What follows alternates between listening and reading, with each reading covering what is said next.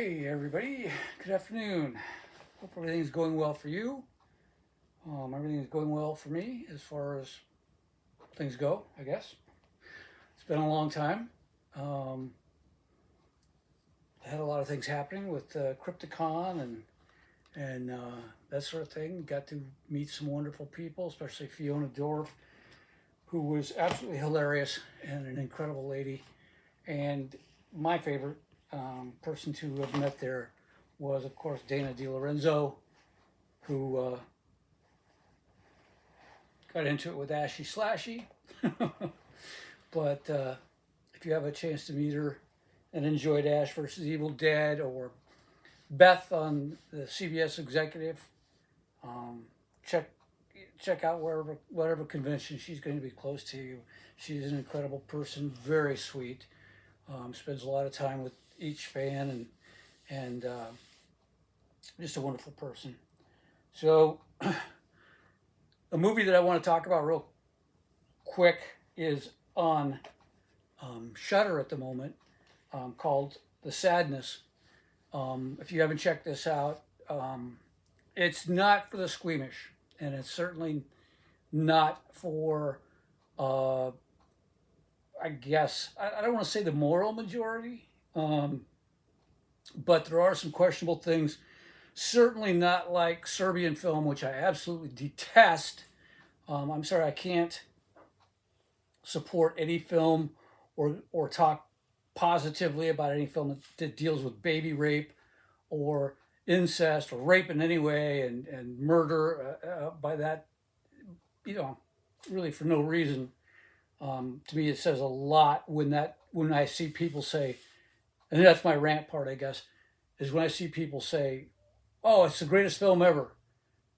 There's not one thing in that movie that is uh, good. I mean, it speaks a lot of us as humanity at this point.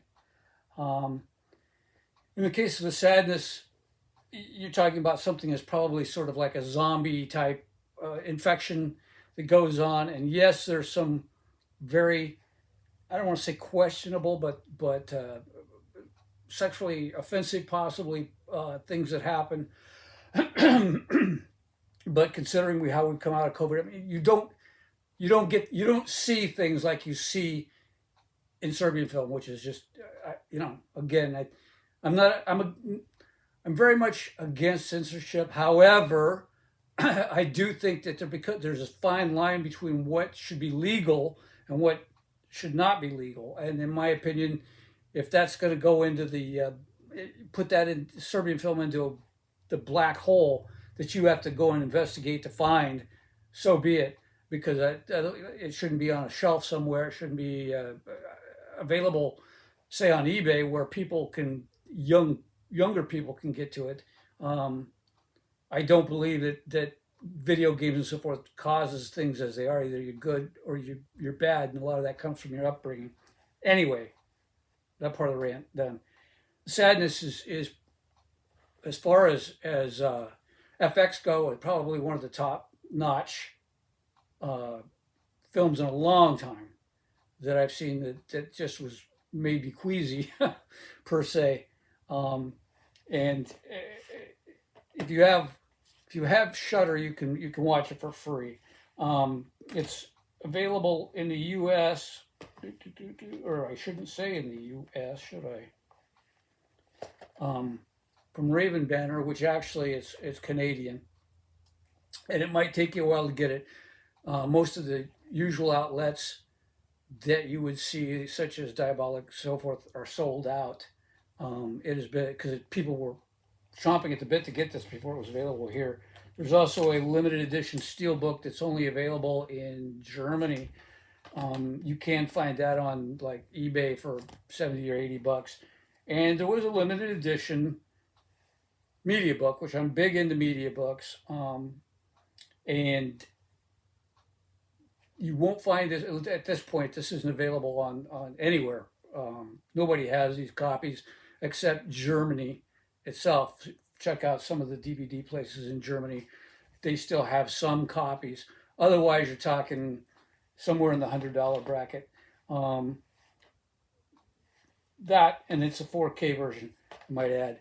Um, Sold out again rapidly because of the fact that there was quite a bit of press surrounding this film long before it was available for us to see, and the press was deserved. To be honest with you, it's the story really is only to me. It's like taking a chapter out of a book. Take a chapter of your Resident Evil and go, okay, that's going to be this movie. That's kind of what you have going, but it's you won't fall asleep. That's for sure. Um, anyway, so you got to definitely check out the Sadness on again. You probably, if you look around, get a free trial offer on Shudder and check that out. I don't know if it's available in other countries, i.e., Canada, um, or any foreign countries that way. But anyway, you will not fall asleep. Another show that I've really gotten drug into, that's a series, is called Evil, which is kind of an anthology show in the fact that it's sort of um, it's almost an X-Files horror, if you will, doing with a priest and the people that he has help, who obviously the other two are more the the Gillian Anderson type, because they don't believe in exorcisms, they don't believe in demonology, but are confronted with a lot of things that just go on. It's pretty mind blowing. I really enjoyed it. They're into the third season now, and I believe that's on Paramount Plus or one of the streaming services. Check it out if you get a chance. It's called Evil. And lastly, I want to real quickly touch on something that those that kind of know me or known me for a long time know that for 18 years I spent managing a comic book movie store, promoting film for a couple of places and this and that. But the bulk of my funds came from the comic book store. And that was in Seattle, Washington, of course. And anybody who knows the Pike Place market knows that it's kind of a jump off point for a lot of people, a lot of things. And there's what we call the arcade, which was the upstairs where there was Flower Row, where people would sell flowers that they had grown themselves. There was a lot of artists that would sell, say, a sculpture or a painting or a drawing or whatever it happened to be. So the times that I was there, and this has been quite many years ago, comics obviously were very hot at that point in time in the 80s and early 90s, and got to know a lot of people in the business. And upstairs, and where the artists would sit was, I met a guy up there named Tim Sale, and Tim would sell his prints or do some commission work and stuff, and he came down all the time and got comics and that sort of thing. And we formed a friendship in the fact that for one thing, we agreed on a lot of things and we disagreed on a lot of things, and it was healthy because we would go out and have a beer and talk about something that maybe he loved and I hated. And we'd have back and forth. And Tim was a great guy, and I was fortunate enough to, during an autograph session with Richard and Wendy Penny, who did ElfQuest back in the day, introduced him to Richard Penny, and he showed him his artwork. And from there, Tim did Thieves World and a lot of other things before he became known as a Marvel and DC artist, doing Daredevil and Batman, and to me, this seminal Halloween with Jeff Loeb, Batman, and news came out last week that Tim had passed away. He was very young, 66 years old, and it's really hit me hard, just simply because I still see him as us hanging around having a beer and complaining about things and carrying on.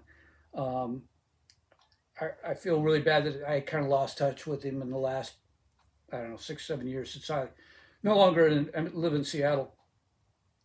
And he obviously had much more important things. I think I know we talked about his paintings from Heroes and lots of things like that, in the last few months that him and I got to spend time together. But anyway, Tim passed away. It's been very um, traumatic. And if you have never seen this book, I advise you to pick it up. Um, I don't know. Anyway, you just wonder how things go. But anyway, I wanted to share that with you. The fact that you know he's no longer with us, but and you never know. Spend the best time you can with your friends and your family because you never know what's going to happen. Anyway, I'll let you go, and people have a great Sunday. This is Sunday, and this next week, and we'll talk about some crappy movie another time. All right, take care. Bye now.